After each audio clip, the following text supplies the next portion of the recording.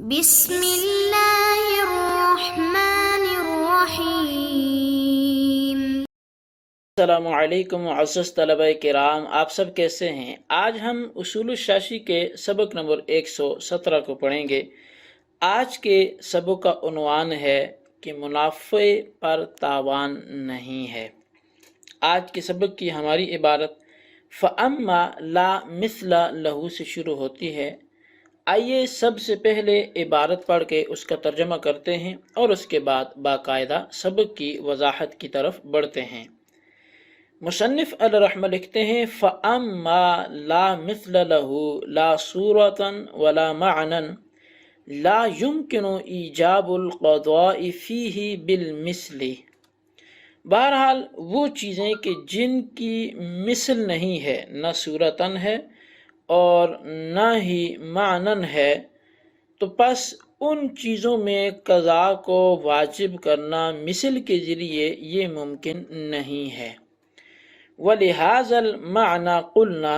إِنَّ الْمَنَافِعَ لَا تُضَمَّنُ بِالْإِتْلَافِ۔ اسی معنی کی رعایت کرتے ہوئے ہم نے کہا کہ بے شک منافع تلف کرنے کی وجہ سے ان پر ضمان نہیں لیا جاتا۔ لأن ایجاب الضمان بالمثل متعذر، اس لیے کہ تاوان کو واجب کرنا مثل کے ذریعے منافع کے باب میں یہ متعذر ہے۔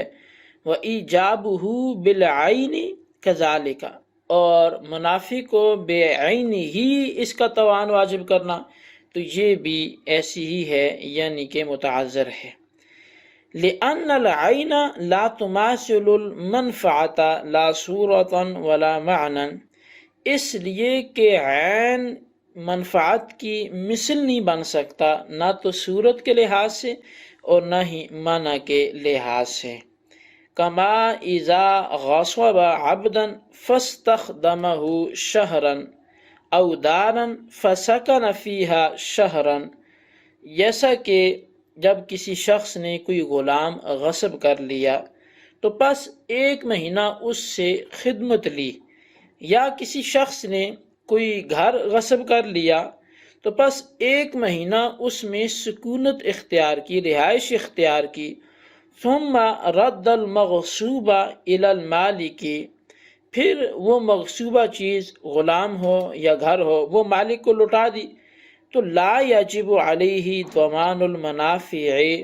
تو احناف کے ہاں اب وہ جو منفعت ہے اس کا ضمان اس غاصب پر واجب نہیں ہوگا۔ خلافاً للشافعی رحمہ اللہ تعالی، برخلاف امام شافعی کے، فبقی الاثم حکما لہ، تو جب تمان واجب نہیں ہوگا تو گناہ اس کے حصے میں اس کا حکم باقی رہے گا۔ وانتقل جزاؤہ الی دار الآخرۃ، اور ایسے شخص کی جزا آخرت کے گھر کی طرف منتقل ہو جائے گی، اللہ تبارک و تعالیٰ کے سپرد کر دیا جائے گا، وہ اس کو جو بھی سزا دے۔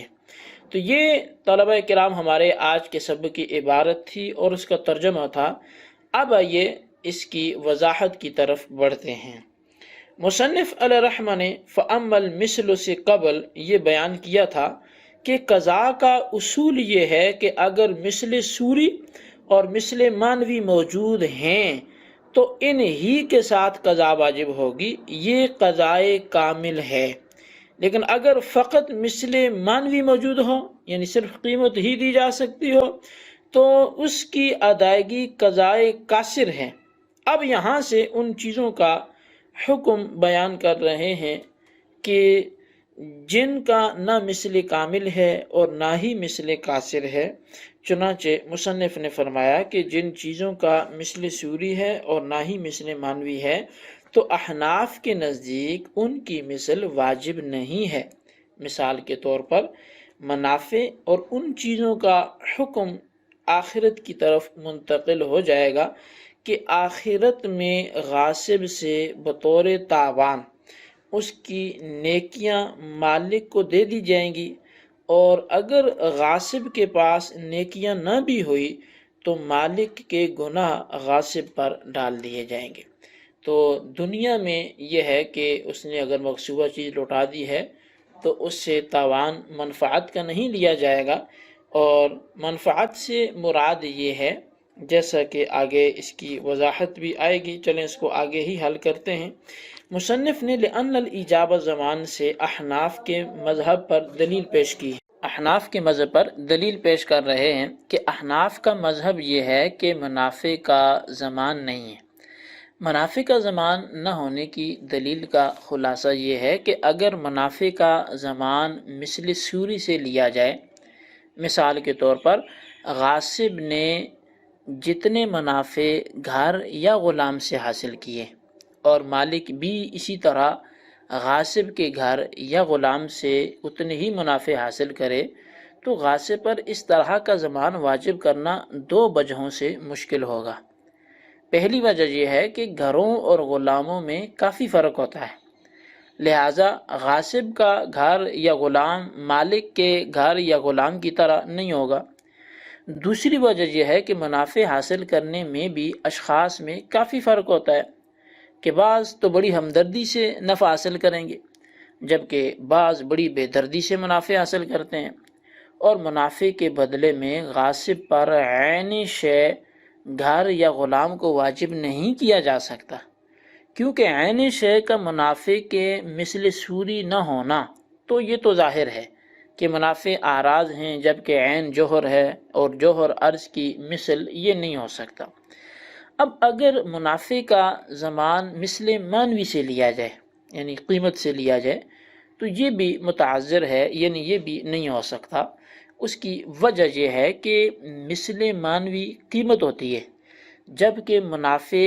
غیر متقوم ہوتا ہے، یعنی ان کی قیمت نہیں ہوتی، کیونکہ ان کا اپنا مستقل کوئی وجود نہیں ہے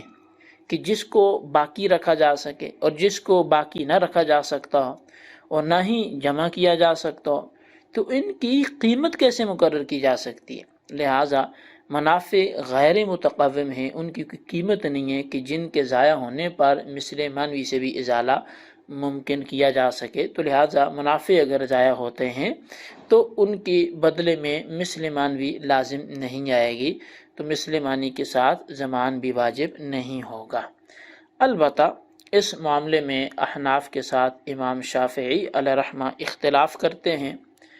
اور امام شافعی علیہ رحمہ کے اختلاف کو مصنف علیہ رحمہ نے خلاف للشافعی سے اس طرف اشارہ کیا۔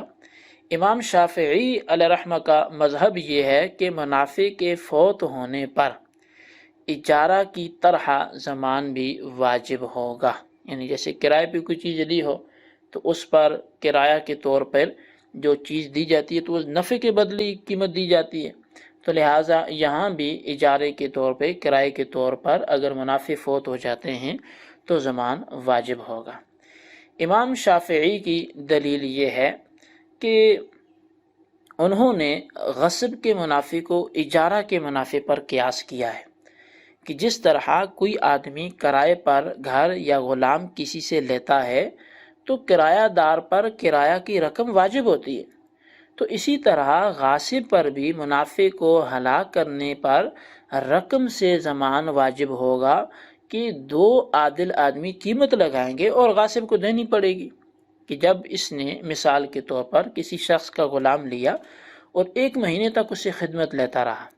اب مہینے بعد غلام تو واپس کر لیا، لیکن جو 1 مہینہ اس سے نفع حاصل کیا ہے، منافع اس کو ہوئے ہیں، تو امام شافعی کے ہاں 2 عادل آدمی اس غلام کی حیثیت دیکھیں گے، اس کی چستی دیکھیں گے کہ وہ کام کرنے کے لائق بھی ہے نہیں، اس نے کیا بھی ہے یا نہیں، پھر اتنے کام پر اگر کوئی مزدور لگایا جاتا تو کتنی قیمت وہ لے لیتا، تو اسی طرح اس غلام نے یہ سارے کام کیے ہیں، تو اس پر یہ جو نفع غاصب نے حاصل کیا ہے تو کتنی مقدار بن جائے گی قیمت کے لحاظ سے، تو وہ جو قیمت لگائیں گے وہ غاصب کو، مالک کو دینی پڑے گی۔ البتہ امام شافعی کی اگر دلیل کے جواب کی طرف ہم بڑھیں تو احناف کی طرف سے امام شافعی کی بیان کردہ دلیل کا جواب یہ ہے کہ اجارہ کو منافع پہ قیاس کرنا قیاس کے اصولوں کے خلاف ہے، کیونکہ قیاس کی شرائط میں سے ایک شرط یہ ہے کہ مقیس علیہ خلاف قیاس نہ ہو، یعنی جس پر آپ قیاس کر رہے ہیں وہ خود خلاف قیاس نہیں ہونا چاہیے۔ جبکہ شریعت نے اجارہ کے منافع کو خلاف قیاس جائز قرار دیا ہے جس میں لوگوں کی ضرورتیں پیش نظر تھی، جبکہ غصب میں ایسی کوئی ضرورت نہیں ہے کہ خلاف قیاس کو بھی جائز قرار دیا جا سکے، لہٰذا اجارہ خلاف قیاس اپنے مورد پہ بند رہے گا، اس پر منافع کو قیاس نہیں کیا جا سکتا۔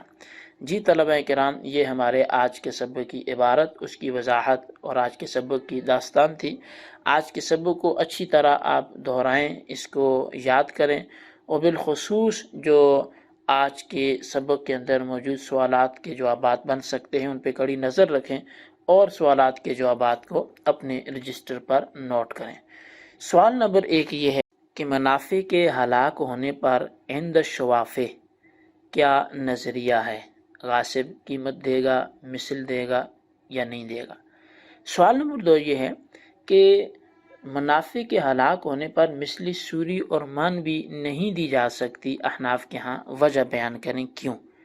اللہ تبارک و تعالیٰ سے دعا ہے جو کچھ ہم نے پڑھا سنا اسے یاد رکھنے کی توفیق نصیب فرمائے، آمین بجاہ النبی الامین صلی اللہ علیہ وسلم۔